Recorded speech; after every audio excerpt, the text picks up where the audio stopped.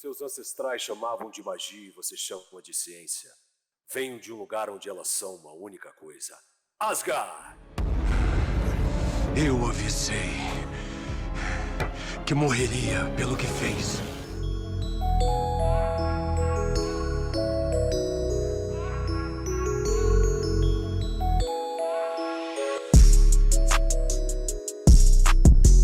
E sejam bem-vindos ao podcast do Red Play. O nosso convidado de hoje é nada mais nada menos do que Mauro Horta, ator e dublador, a voz oficial do Chris Hemsworth, sim, o Thor. O Mauro esteve no Red Play para bater um papo acerca de dublagem, de trabalho em geral, de política e mais alguns assuntos. Vamos conferir o bate-papo? Galera, para começar, isso daqui não é uma entrevista, é um podcast. Vai ser bem dinâmico, bem rápido, mas é uma conversa. O Mauro, se quiser fazer pergunta pra gente, você pode fazer pergunta também. Os temas vão ser mais variados. A intenção nossa aqui não é ter viés nenhuma, mas a gente pode vir a perguntar de política, mas pra gente tanto faz se o Mauro é de esquerda, se é de direita, se é de centro, se é cima e embaixo, se é o Tchan, se é o jacaré lá da vacina, né? De repente voltar pros anos 90 lá. Duas mulezão do lado, hein? Quem não quer ser o jacaré? Fala pra mim. Nos anos 90, com a Carla Pérez. Fez sucesso, hein? Sheila Carvalho, né? Olha os papos que a gente fica boiando. Nos anos 90 aí, comendo solto.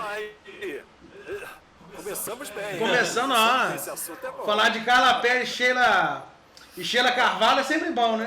Sheila Carvalho. Falar alguma coisa, Pedro?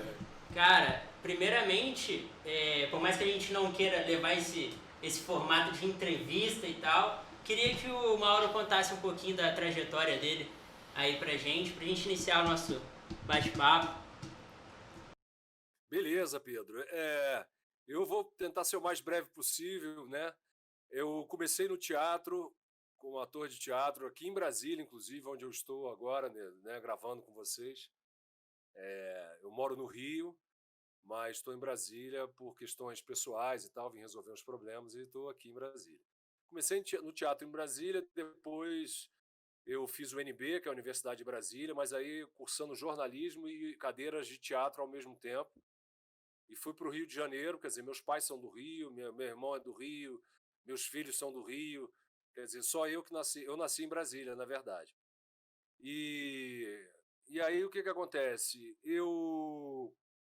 Quer dizer, 2 filhos meus nasceram em Brasília, mas foram muito pequenos para lá, por isso que eu já coloquei no pacote. E aí, cara, eu fui para o Rio de Janeiro, fixar residência e tal, batalhar, né, enfim. E aí comecei a fazer televisão, continuei no teatro sempre, que é a minha base mesmo. Eu acho que é onde o teatro me trouxe quando eu fui para a dublagem, um teatro que me dá toda essa base que eu tenho na dublagem, eu adquiri com o teatro e tal. Obviamente que são segmentos completamente diferentes, eu tive que me adequar e tive que ralar muito também na dublagem para poder conseguir, assim, chegar num patamar legal, entendeu?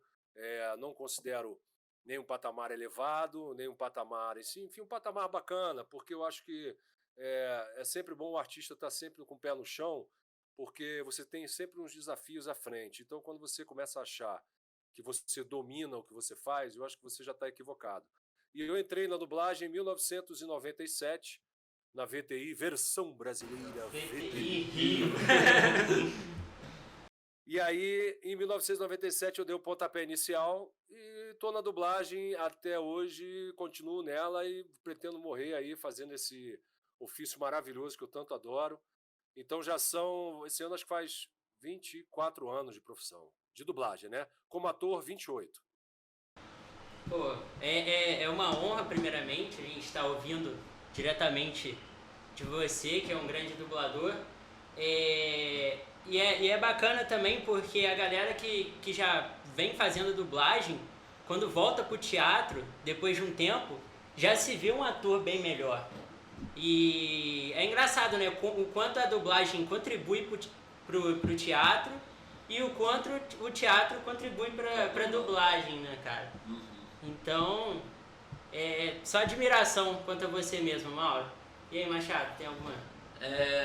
A gente está vivendo um momento atípico, né, da situação do mundo, e a gente sabe que a pandemia atrapalhou, Os estúdios, não, qualquer profissão, inclusive a profissão de dublador.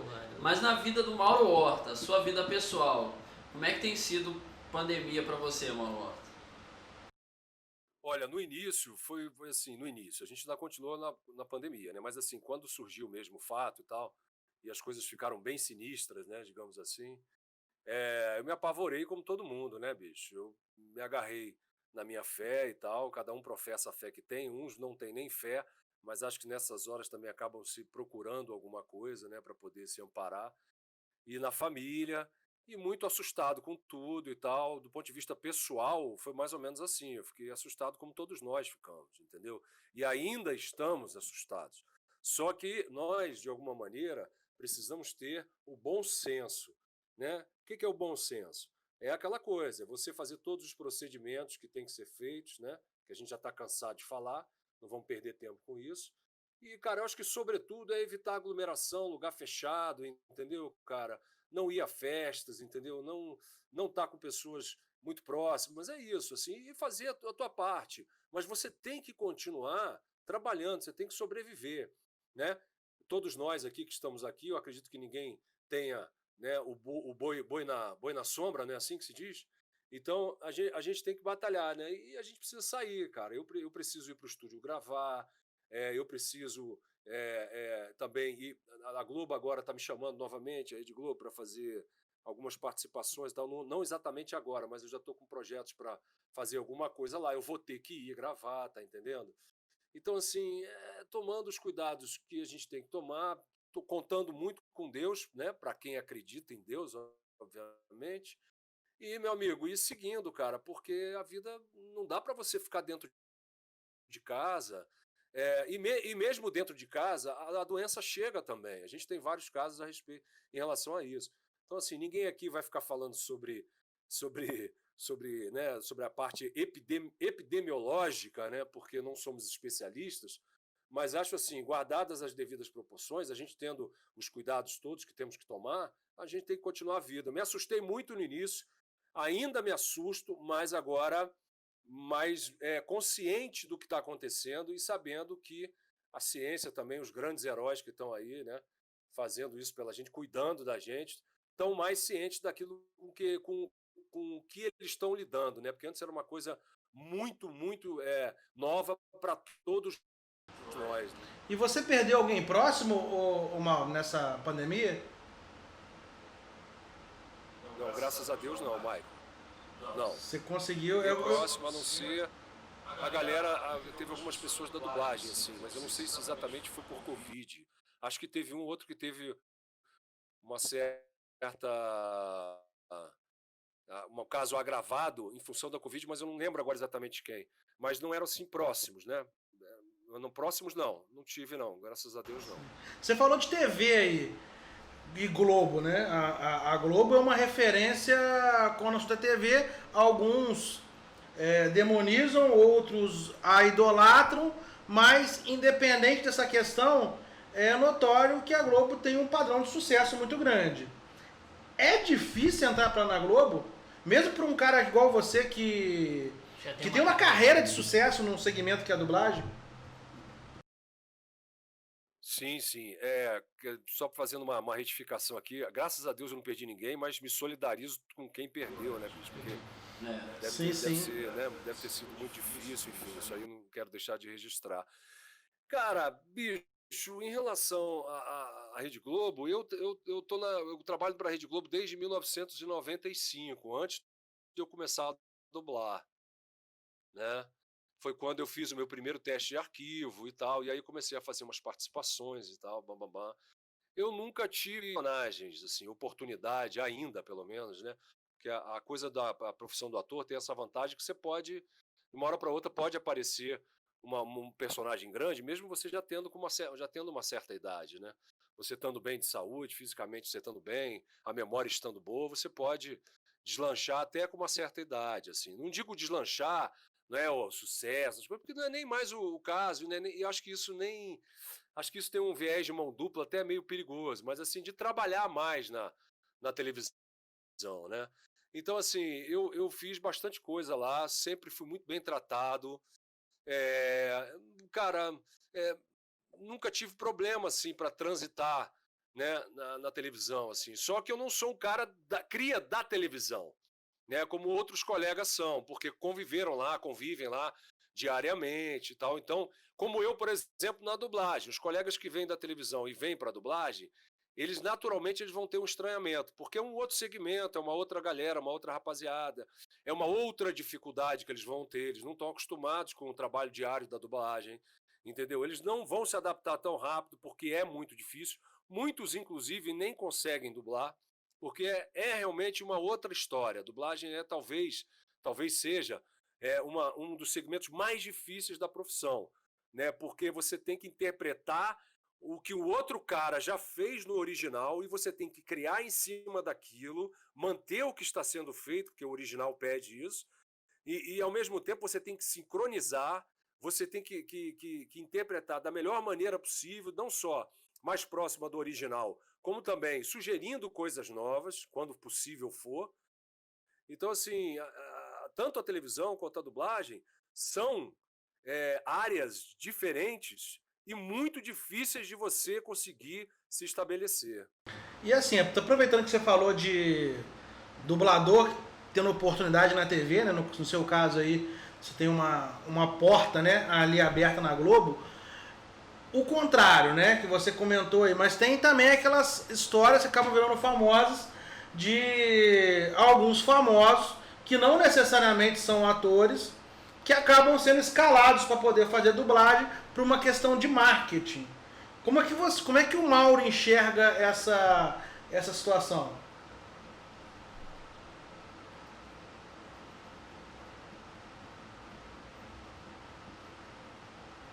Eu acho que você está falando dos Star Talents, né? Sim, eles mesmos. E são convidados para fazer dublar determinados filmes, né?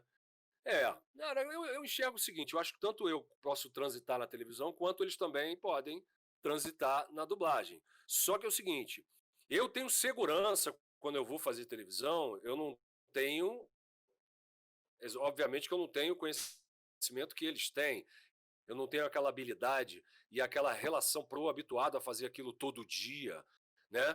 Do mesmo jeito, quando eles chegam na dublagem, eles vão estranhar também, porque eles não estão habituados a fazer aquilo todo dia, e eu estou habituado a fazer aquilo todo dia. Só que assim, eu tenho segurança de ir na televisão e fazer um determinado trabalho, e fazer um bom trabalho.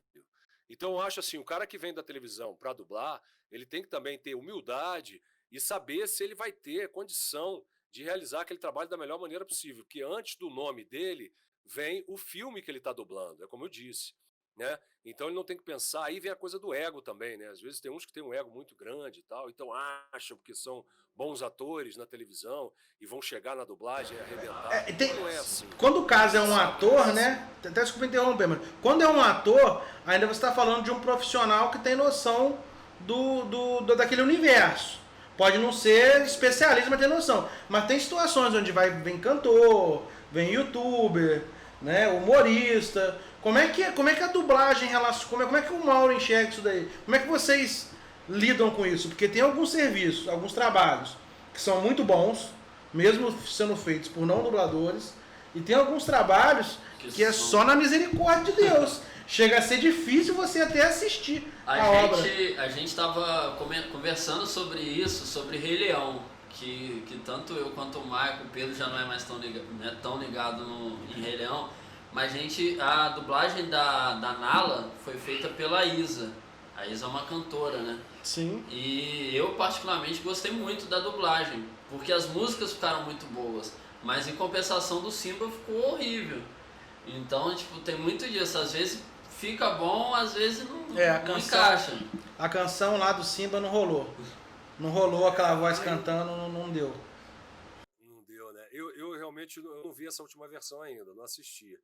Cara, o que eu posso dizer é o seguinte... E tem a mais famosa que é a Peach, né? O vou equalizar do Mortal Kombat 10, aquela do eu vou equalizar a sua cara. Equalizou a dublagem do porra. Ficou esquisito. A Peach também já dublou? Já dublou A o Peach, jogo. ela dublou um jogo no Mortal Kombat. Um desses últimos. Velho. Ficou tão esquisito Meu Deus do céu. que na DLC do jogo, quando fizeram cenas novas com a personagem, colocaram outra atriz, né? No caso, uma dubladora para poder fazer aquilo ali. Então ficou esquisito, porque você jogava o modo história, aí você tinha a voz da Peach, você jogava no modo normal, você tinha outra voz. Na tentativa de fazer algo diferente, e aí, nesse caso, eu vou falar que a Peach não tem nada a ver com isso, ela foi ali e fez um job. Chamaram ela para poder fazer. Eu acho também que você tem que ter humildade de virar e falar, igual você citou aí, ó. Não rola, eu acho que não dá pra mim, mas é uma situação. Mas é algo, Mauro, que vou até comentar com você. A partir do momento que você entra no estúdio, Michael, eu acho que quem tem a voz, assim, é o diretor. Ou seja, independente do status do Star Talent que você estava comentando, ele vai ter que entrar no estúdio e o diretor vai falar, faz dessa forma.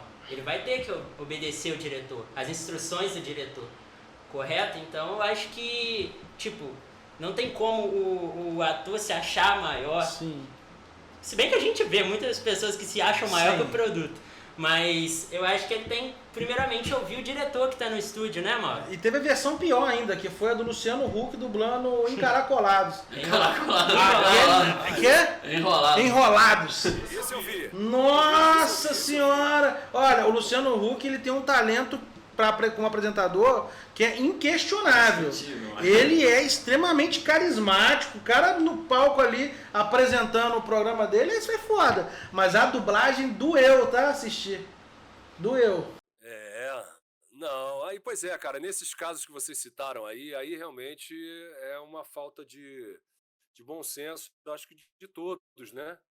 Eu acho que o cara tá indo lá fazer o job dele e tal, mas o cara tá vendo que ele não vai conseguir executar, né, aquilo, né? E aí o cara acaba gravando, o cliente quer ele, né? Tem a exigência do cliente, né? Porque, na verdade, quem bate o martelo final é o cliente.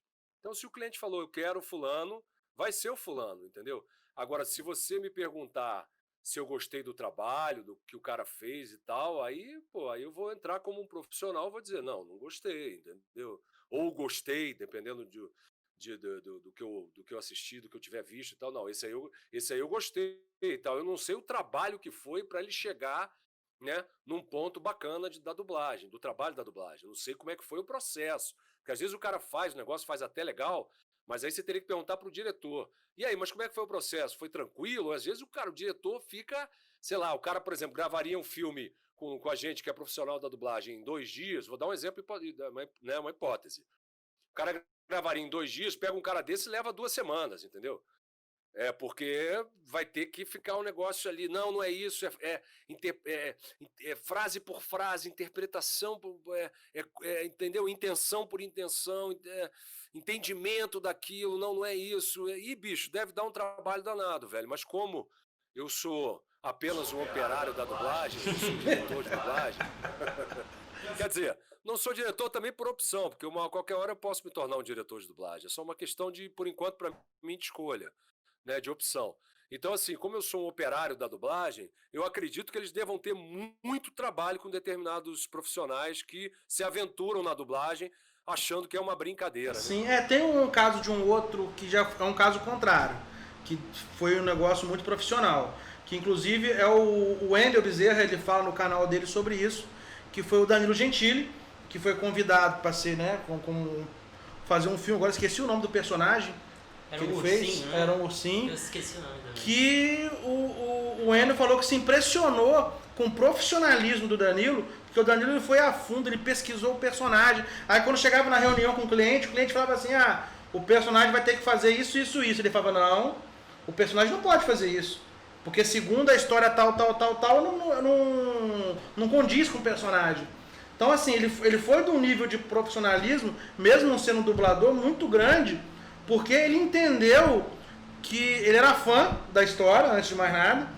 Ele entendeu que ele tinha que entregar um produto pro fã. Tinha que respeitar a franquia. Sim. Eu queria te fazer uma outra pergunta, que eu acho... Não, perfeito. Peraí, deixa eu só deixa eu só interromper vocês rapidamente. Aí, nesse caso, eu nem sabia dessa história, que bom saber também. Nesse caso que o Danilo fez, eu acho, velho, que deveria ser o que todos, né, que vêm para dublagem, vêm dublar sem conhecer o universo da dublagem, deveriam fazer.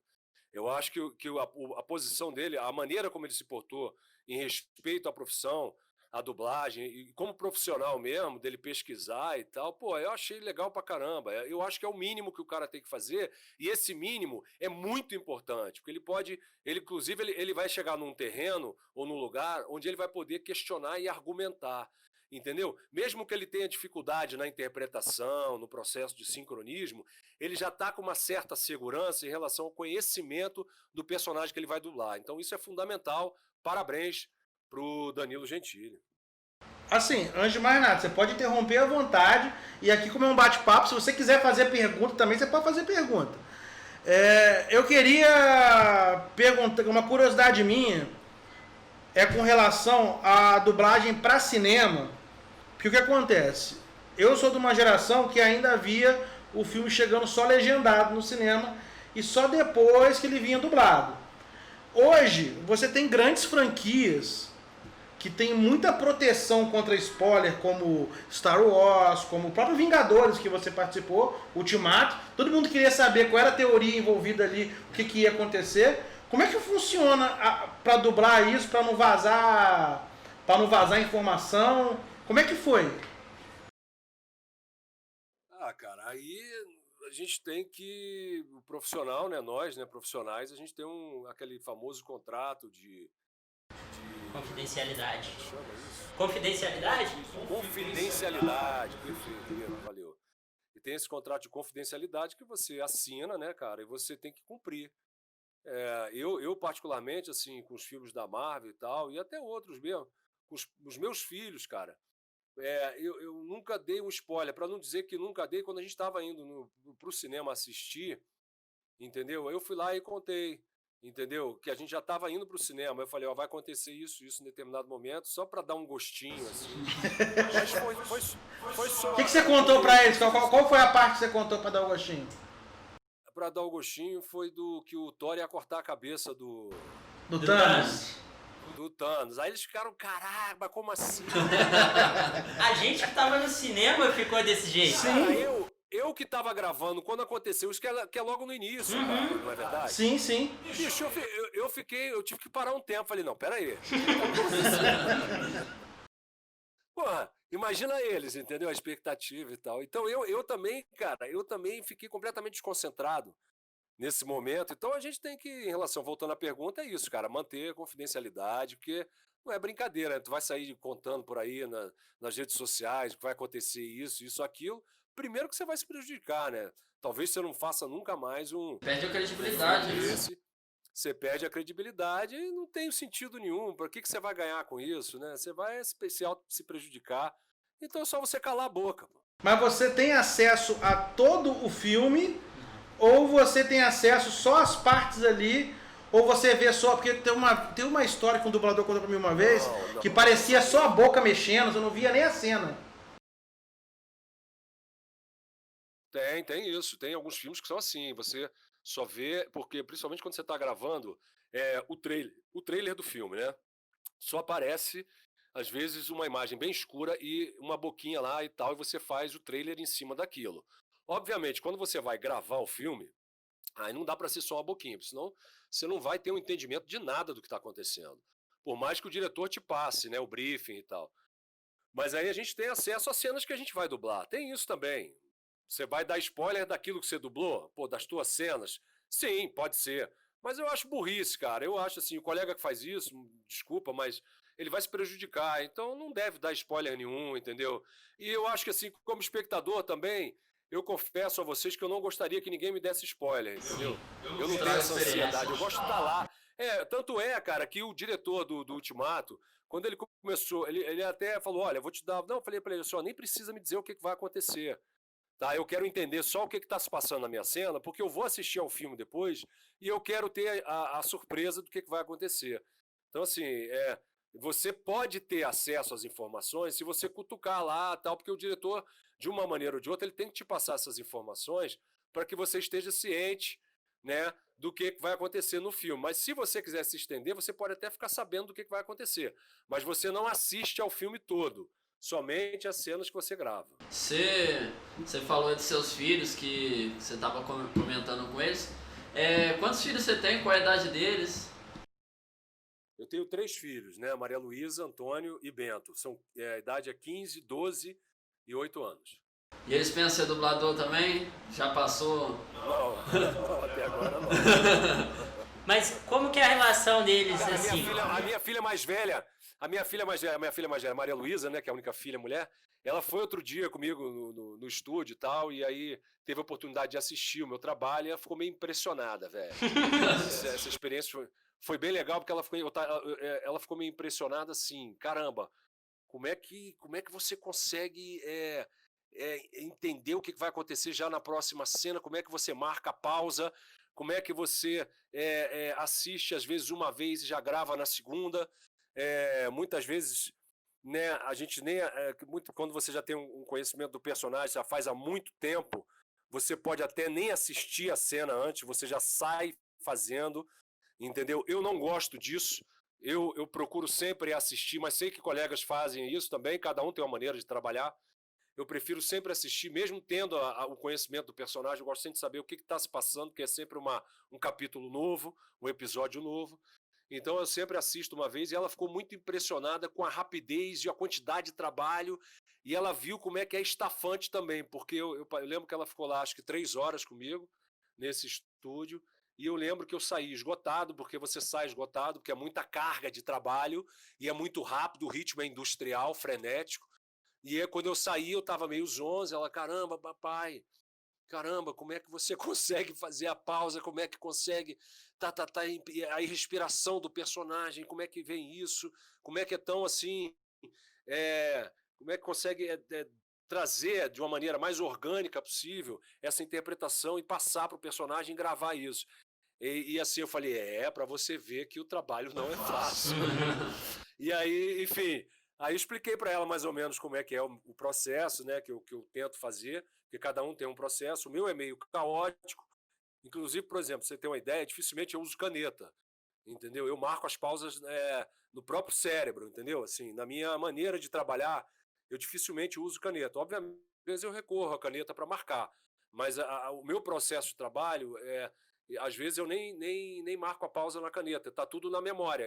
Por isso que eu gosto de assistir a cena uma vez, às vezes 2 e às vezes até 3 vezes, dependendo do grau de dificuldade da cena. Então, assim, foi bem interessante essa experiência com ela gostou bastante e ficou bem intrigada sobre a dublagem, como é que é tão maluco assim e como é que funciona, né? Então, eu faço o curso, né, e fazendo 5 loops a gente já fica impressionado às vezes, porque vem uns bifões gigantes, que são aqueles textos bem grandes mesmo, e nem imagino quantos loops você faz por dia, então fico até assustado. Ontem eu estive com o Flávio Bach, e aí ele comentou que ele estava dublando um filme, aí era um filme que não estava em português, eu acho que era um filme alemão.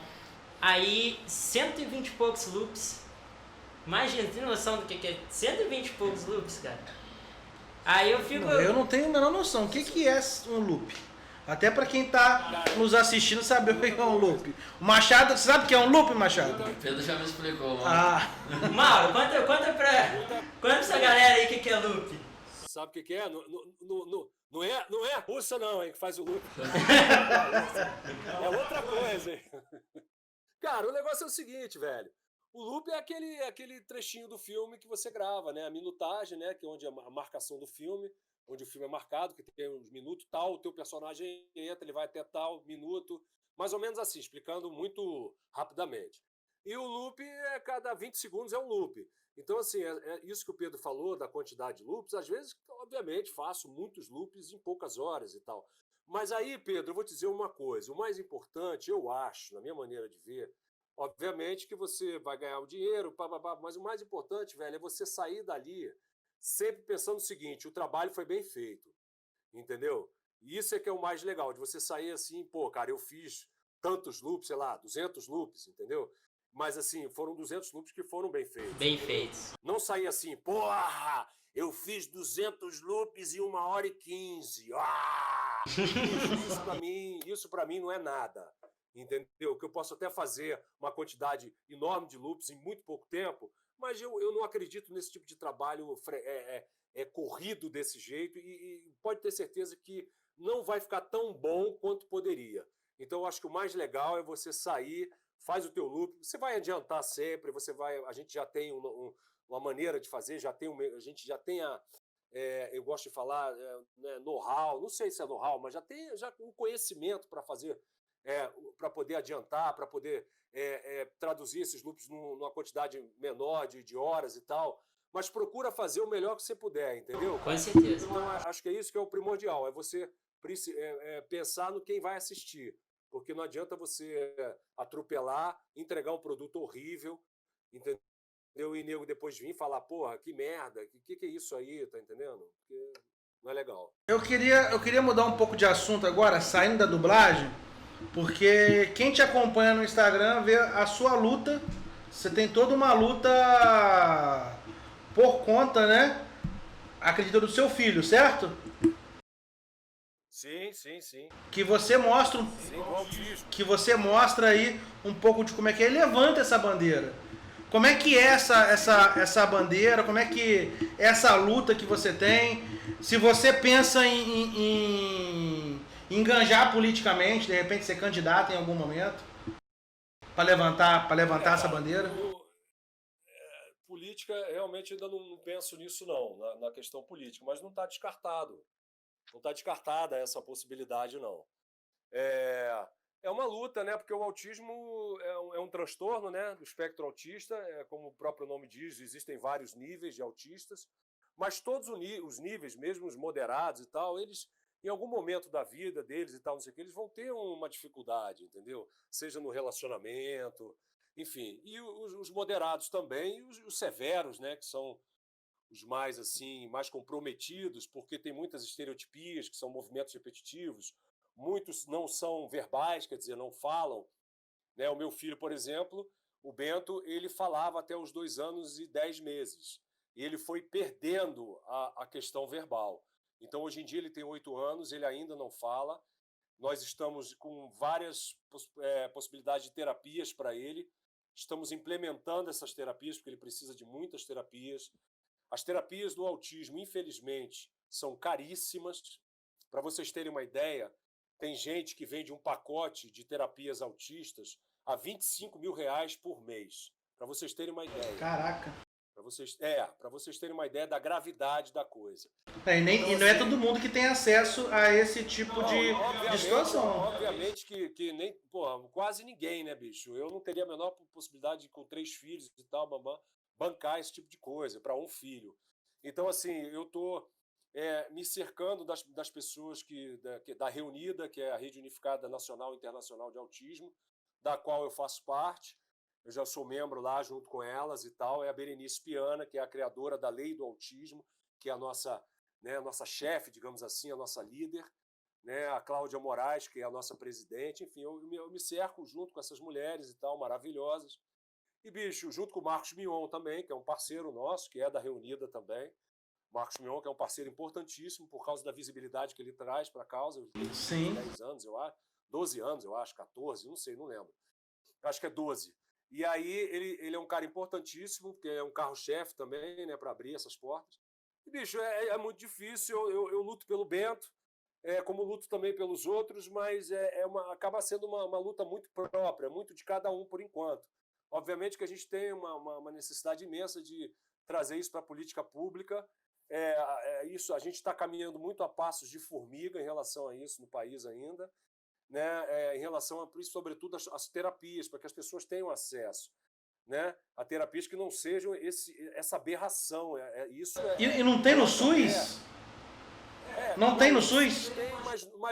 Tem no SUS para algumas terapias, tem, mas não tem profissionais capacitados, e não estou falando de todos. A grande maioria não é capacitada, e a grande maioria, bicho, como é pelo SUS, eles estão interessados em receber ali e tal, entendeu? E fazer aquela coisa meia boca, para poder dar o próximo, já pegar o outro paciente, tá entendendo? Não tô generalizando. Existem algumas terapias que podem ser feitas e podem até dar resultado. Mas é muito importante alguém como você, como o Mion, falar desse assunto, porque assim, eu sei que o autismo existe e eu sei que existem vários níveis dele. Só que assim, eu não sou um especialista, não faz parte do meu dia a dia, eu não vivencio isso. E boa parte dos brasileiros também não. Então, pra mim, por exemplo, era algo que o SUS atendia com as dificuldades que o SUS tem, né? Porque a gente sabe que qualquer coisa que mais específica no SUS é difícil, mas que o SUS atendia. E pessoas como vocês têm que botar isso daí à mostra para que todos saibam. Não, com certeza. Assim, existe, como eu te falei, existem determinados atendimentos. O que falta é a capacitação desses profissionais que estão no SUS. Assim como também essa gente que cobra 25 mil reais, você tem que ter um cuidado danado, porque tem muito oportunista, infelizmente, né? É muito ruim falar isso, mas o ser humano é isso aí, né, bicho? Tem oportunistas de plantão querendo ganhar dinheiro em cima da dor e da ansiedade e da expectativa dos pais em ver a melhora dos seus filhos, entendeu? Então, assim, eu mesmo já fui passado para trás algumas vezes, entendeu? Pô, mas tem que ser muito FDP FDP para poder passar a perna numa criança autista. Misericórdia, hein? Sim, mas tem muito picareta. Por exemplo, vou dar um exemplo rápido para resumir. Eu já, por exemplo, caí no conto de um médico, entendeu? Médico, que cobrava uma consulta de 800 reais na época, que ele prometia a cura, porque o autismo não tem cura, o autismo é um transtorno. Você não tem cura, não é exatamente uma doença, é um transtorno. Então você tem que ir melhorando a qualidade da vida daquele ser humano na medida em que você entrar com as terapias. Então o cara prometia a cura através da alimentação. Obviamente que eu sei hoje em dia, que eu estou nessa já há algum tempo, que a alimentação é importante. Mas a coisa da alimentação, meu filho inclusive tem uma alimentação muito regrada, a alimentação ela não vai curar o autismo. Ela pode, de alguma maneira, amenizar determinados problemas que seu filho tem, mas nunca cura. E ele prometia a cura em torno de 9 meses. Eu entrei nessa por desespero, gastei uma grana com alimentação específica, ele não podia comer carne, comia carne de rã, que era muito cara, e outros tipos de carnes raras também, caríssimo, e eu fui apostando nisso. A lata de leite custava R$125, ele tinha que tomar 18 latas por mês. Então, por aí você imagina mais ou menos o gasto que eu tive. E assim, o tipo de picareta desse se aproveita do desespero da família, né? Do desespero da família. E eu até pensei em ir à delegacia e denunciar esse cara. Depois eu conversando com as pessoas, e acho que me disseram que seria melhor, porque eu acho que não ia conseguir nada, a não ser mais um processo e mais uma situação assim, de que eu ia gastar dinheiro, gastar tempo, energia, porque seria a minha palavra contra a dele, né? Então, assim, não foi gravado nada, infelizmente, né? Porque deveria gravar, quando esse cara promete a cura, eu deveria ter gravado isso, né? De alguma maneira, né? Para poder colocar isso lá nos autos do processo. Mas como não tenho nada, é a minha palavra contra a dele, então, bicho, eu fui passado a perna, dancei uma grana que eu nem lembro mais quanto, e fiquei num prejuízo danado. E a vida segue, mas eu tenho muita fé e acredito muito na possibilidade do Bento, pelo menos, se tornar um camarada que tenha uma certa independência. Mas você chegou a expor publicamente a situação? Ou você nunca quis? Não, na época eu expus assim para as pessoas que eram mais próximas, né, que já estavam, né, no autismo já há algum tempo, e me aconselharam a não seguir pelo caminho da justiça contra esse cara. Que Mas é complicado. Assim, tem gente que sabe da existência dele, né? Quando eu falo publicamente, assim, eu não comentei isso, o nome dele, não levei a público e tal, porque isso ia me gerar um processo.